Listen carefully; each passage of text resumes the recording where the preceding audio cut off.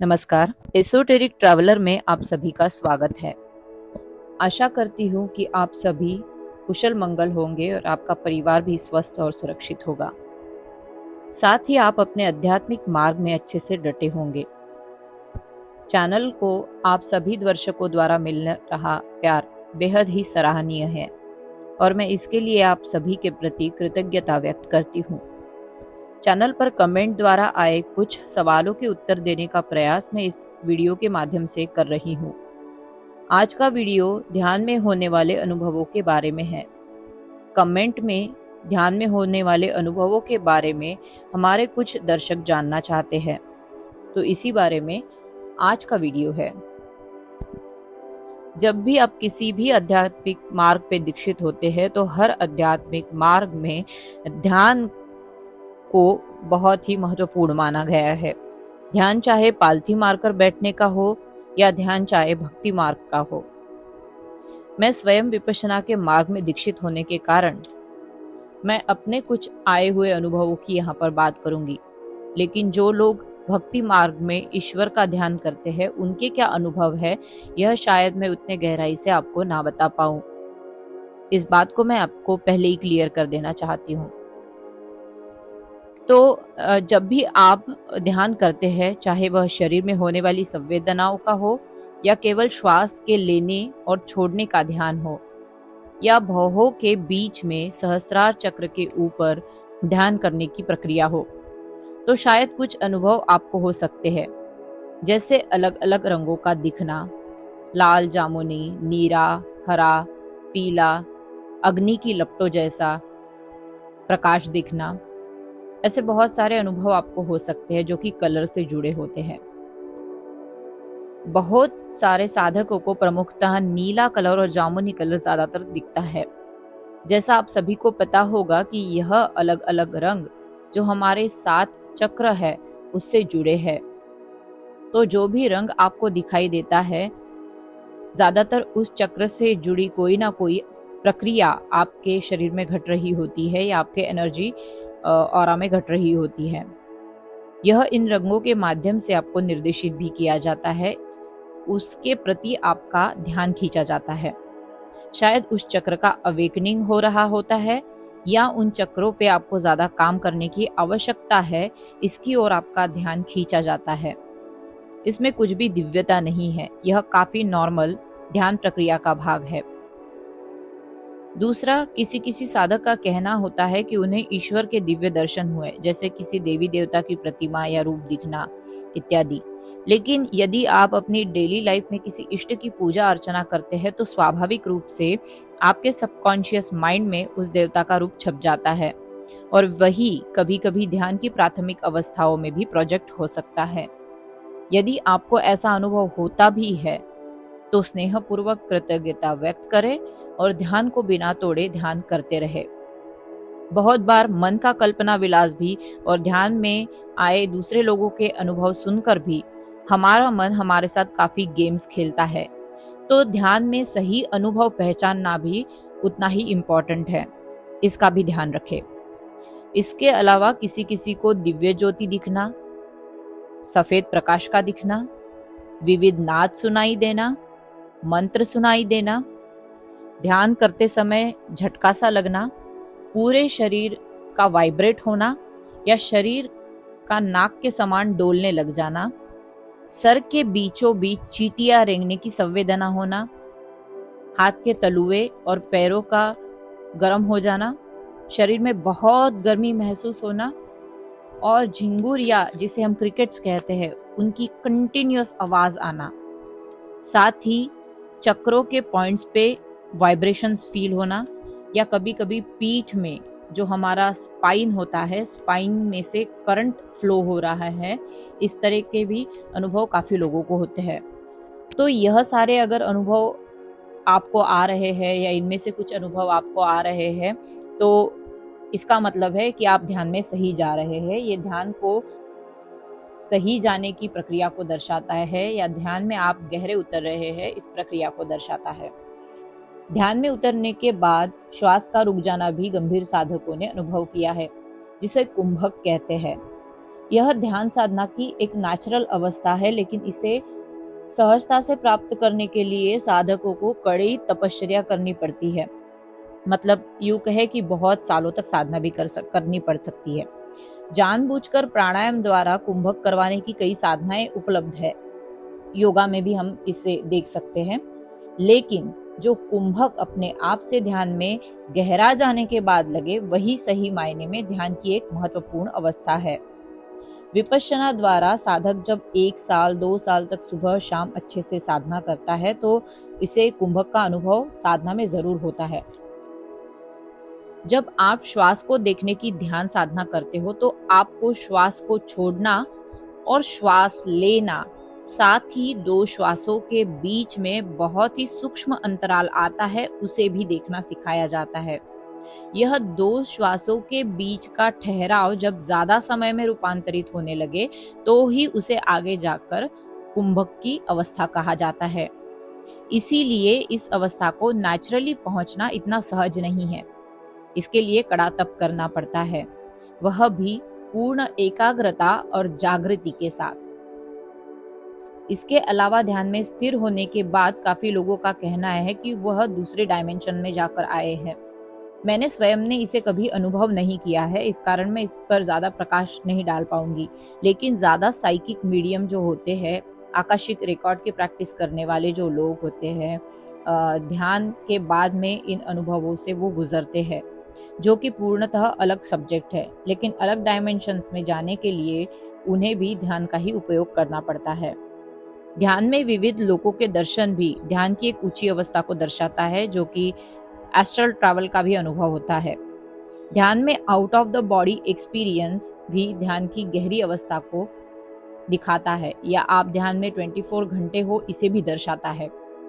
सभी गुरुओं के अनुसार ध्यान का सबसे बेहतर अनुभव तो वह है जब आपको ध्यान करने के लिए आधा या 1 घंटा अलग से ना बैठना पड़े और आप पूरा दिन ध्यान मग्न रहे, चलते उठते बैठते, नींद में, खाते समय, जीवन की हर प्रक्रिया करते समय अगर आपका मस्तिष्क आपको जागृति में रख रहा है, तो ये भी ध्यान की एक ऊंची अवस्था मानी जाती है। और इसे ही पाना नॉर्मली एक मेडिटेटर का उद्देश्य होता है। ध्यान का एक अनुभव यह भी है कि गुरुत्वाकर्षण का खत्म हो जाना और हवा में ऊपर उठना, जिसे लोग लेविटेट करना भी कहते हैं। यह ध्यान की बहुत ही ऊंची अवस्था को दर्शाता है, साथ ही इसे प्राप्त करना भी मुश्किल है। इस अवस्था का कोई उदाहरण मैंने आज तक अपनी आंखों से पर्सनली नहीं देखा है, लेकिन काफी पुस्तकों में इसे पढ़ा जरूर है। इसके अलावा ध्यान में ही अपना शरीर छोड़ के किसी और के शरीर में प्रवेश करना या अपने खुद के शरीर में दूसरी आत्मा को ग्रहण करना, ऐसे कितने ही उदाहरण हमें पढ़ने और सुनने को मिलते हैं। इसी का प्रयोग आदि शंकराचार्य जी ने अपने शास्त्रार्थ में जीतने के लिए किया था। कुछ समय के लिए उन्होंने अपना शरीर त्याग कर एक गृहस्थ का शरीर धारण कर उसका जीवन कैसा है इसका अनुभव लिया था। ऐसी एक कथा बहुत ही प्रसिद्ध है। इसी के बारे में सद्गुरु भी बताते हैं कि जब ध्यान लिंग की प्राण प्रतिष्ठा के दौरान उनके शरीर में भी कितने ही हायर बीइंग्स आए और गए। ध्यान लिंग की प्राण प्रतिष्ठा करने के लिए उन्हें जिस ज्ञान की जरूरत थी, उसकी पूर्ति करने के लिए ही दिव्य गुरुओं को उन्हें अपने शरीर में आने जाने देना पड़ रहा था। और इसी के चलते वे कहते हैं कि उनकी पत्नी हमेशा उनके देह में सद्गुरु हुई है या और कोई है, ये हमेशा जांचती परखती थी। तो ऐसे कितने अनुभव ध्यान के द्वारा एनलाइटेंड गुरुओं ने किए हैं और बताए हैं। बाकी जैसा कि आप सभी जानते हैं कि मैं वीडियो केवल हमेशा अपने अनुभूति के आधार पर ही बनाती हूँ, तो मेरी साधना में मैंने बहुत ऊंची अवस्थाओं का अनुभव अभी करना बाकी है, लेकिन मैंने कुछ अनुभव जरूर किए हैं ध्यान में रहते हुए। उसमें से कुछ अनुभव मैं आपको यहाँ पे बताऊंगी, जैसे कि शरीर में दिव्य अग्नि का प्रज्वलित हो जाना, अनहद नाद का सुनाई देना, व्हाइट लाइट संपूर्ण शरीर में फैल जाना, नीले रंग की जो लाइट है वो थर्ड आई चक्रा में दिखना, मंत्रों का उच्चारण सुनाई देना, out of the body experience, थोड़े समय के लिए कुंभक, मध्य में जो सिर के मध्य में, सर के मध्य में चींटियों का रेंगना, वाइब्रेशंस होना, इसके अलावा पूरी बॉडी जो है वो ध्यान में नाग की तरह डोलना, वाइब्रेट होना, और जहाँ पे हमारे एनर्जी पॉइंट्स होते हैं, चक्रा एनर्जी पॉइंट्स होते हैं, उनमें बहुत तेज वाइब्रेशंस फील होना, ये सारे अनुभव मैंने स्वयं ने किए हैं। इसमें से कुछ अनुभवों की मैंने जांच करनी चाहिए तो मुझे पता चला कि सर में जो चींटियां रेंगती है वो अनुभव आपको तभी होता है जब आपके जो मस्तिष्क की ग्रंथियां होती है, जो एनर्जी नर्व्स होती है, वो ओपन होने लगती है, उसमें से एनर्जी फ्लो होने लगता है, तब जाके आपको वो अनुभव आता है। दूसरा जो अनुभव था पूरी तरह से बॉडी वाइब्रेट होना या नाग की तरह डोलना, तो इस चीज़ से मैं काफ़ी दिनों तक परेशान थी, लेकिन बाद में मुझे पता चला कि शरीर में ये अनुभव आते भी है, जैसे झटके लगना या बॉडी का वाइब्रेट होना, तो ये बहुत बार आपके ध्यान मार्ग में एक रोड़े की तरह होते हैं। भले ही ये आपकी प्रोग्रेस के संकेत होते हैं कि आप प्रोग्रेस कर रहे हैं, आपके शरीर में एनर्जी फ्लो हो रहा है और वो ऊर्ध्व गति में जा रहा है, ये संकेत होते हैं, लेकिन फिर भी अगर आप ध्यान में बैठे और आपकी बॉडी शेक हो रही है, हिल रही है, नाक की तरह डोल रही है, इसका मतलब है कि आपको बॉडी को स्टेबलाइज करने की ज़रूरत है। और इसी के चलते, क्योंकि मैं सिर्फ ध्यान करती थी, पूरा मेरा फोकस ध्यान साधना पर ही था, तब मैं कोई बॉडी एक्सरसाइज करती नहीं थी, बट उसके बाद में मुझे पता चला कि मेरी बॉडी काफ़ी वीक होने के कारण भी मुझे इन अनुभवों का सामना हो रहा है, मेरी बॉडी स्टेबलाइज नहीं हो रही है। तो ध्यान में अगर आपको सक्सेसफुल होना है तो आपकी बॉडी स्टेबलाइज होना बहुत ज़रूरी होता है, और इसी को रोकने के लिए मैंने बाद में सूर्य नमस्कार करना शुरू कर दिया, जिसके कारण कि मेरी बॉडी पूरी तरीके से सेटल हो गई और स्टेबलाइज हो गई। जब मैं ध्यान करने लगी तो ये जो प्रॉब्लम थी नाक के तरह बॉडी डोलने की या शरीर वाइब्रेट होने की, ये काफ़ी हद तक कम हो गई। इसके अलावा कुछ लोगों को ये भी अनुभव आता है कि आप जब ध्यान में बैठते हैं तो आपकी जो गर्दन होती है वो आगे चली जाती है या बहुत ही पीछे जाती है। कई बार मैंने भी अनुभव किया कि मेरा सर पीछे जाता था, मुझे फिर से उसे ठीक करना पड़ता था, स्ट्रेट करना पड़ता था। तो ये जो गर्दन का पीछे चले जाना और आगे चले जाना होता है, ये हमारी जो नाड़ियाँ होती है, ईड़ा और पिंगला, इनमें कभी कभी जो ब्लॉकेज होते हैं उसके कारण भी हमारी गर्दन आगे और पीछे जाती है। जब हमारी गर्दन सीधी स्ट्रेट रहे तो समझ लीजिए कि हमारी नाड़ियों में सिर्फ जो फ्लो है, एनर्जी फ्लो है, वो सही तरीके से हो रहा है। और इनकेस अगर आप ध्यान करते वक्त आपकी गर्दन आगे या पीछे जाती है तो आपको इसे धीरे धीरे करके, बेहद ही धीरे धीरे मोशन में फिर से स्ट्रेट करना है। अगर आप ध्यान में हो और आप अवेयर ही नहीं हो अपने बॉडी पोस्चर को लेकर कि आपकी गर्दन दाएं जा रही है, बाएं जा रही है, सामने जा रही है, पीछे जा रही है, तो इसका मतलब है कि आप नींद में हो। आपको आपकी बॉडी का जो पोस्चर है वो ठीक तरीके से स्थापित हुआ है या नहीं हुआ है, इसकी ओर भी आपका ध्यान होना बहुत ज़रूरी होता है। तो यदि आपके साथ ऐसा हो रहा है तो आपको सीधी आपकी बॉडी रखना है, कमर, पीठ और गर्दन तीनों भी सीधी रखना है। तो ऐसे कुछ अनुभव होते हैं साधकों को, और मुझे भी कुछ हुए हैं जो मैंने आपसे शेयर किए। लेकिन जब मुझे ये अनुभव हो रहे थे तो इन अनुभवों के बारे में मुझे इतनी जानकारी नहीं थी, क्योंकि विपश्यना में हमेशा ही ये सिखाया जाता है कि आप जब साधना करते हो तो आपको अनगिनत अनुभव आएंगे जो आपको लगेंगे कि दिव्य है, सिद्ध है। लेकिन विपश्यना का जो अंतिम लक्ष्य सिखाया जाता है साधकों को, वो मुक्ति का है, यही सिखाया जाता है। तो गुरुजी गोयंका जी हमेशा कहते थे कि कोई भी अनुभव आए, साक्षात परमात्मा भी आपके सामने आ जाए, तो आपको उसे नमस्कार करना है, उस अनुभव से गुजरना है और आपके ध्यान मार्ग पे डटे रहना है। अगर कोई बुरा अनुभव आता है तो आपने उससे दुखी या डिप्रेस नहीं हो जाना है। अगर कोई अच्छा अनुभव आता है तो उससे आपने बहुत खुश नहीं हो जाना है, एक्साइटेड नहीं होना है।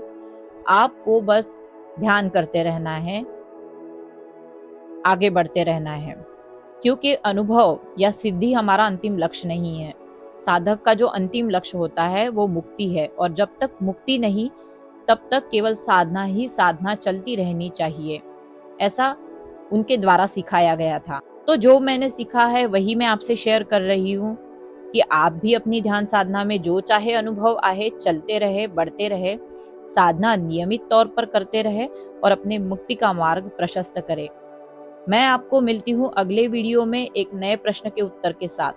तब तक आप अपना ख्याल रखें और सभी वीडियो अगर आपने नहीं देखी है तो जरूर देखें। चैनल को लाइक और शेयर और साथ ही सब्सक्राइब जरूर करें। और अगर आपके ध्यान से जुड़े अनुभव मेरे ध्यान के अनुभव से मेल खाते हैं या उनसे अलग कुछ अनुभव आपको आए हैं तो जरूर उसे कमेंट बॉक्स में शेयर करें, ताकि अन्य साधकों को भी इसके द्वारा मदद मिल पाए। तो चलिए, मैं मिलती हूँ आपको अगले वीडियो में। तब तक के लिए अपना और अपने परिवार का ख्याल रखें। सबका मंगल हो, सबका कल्याण हो।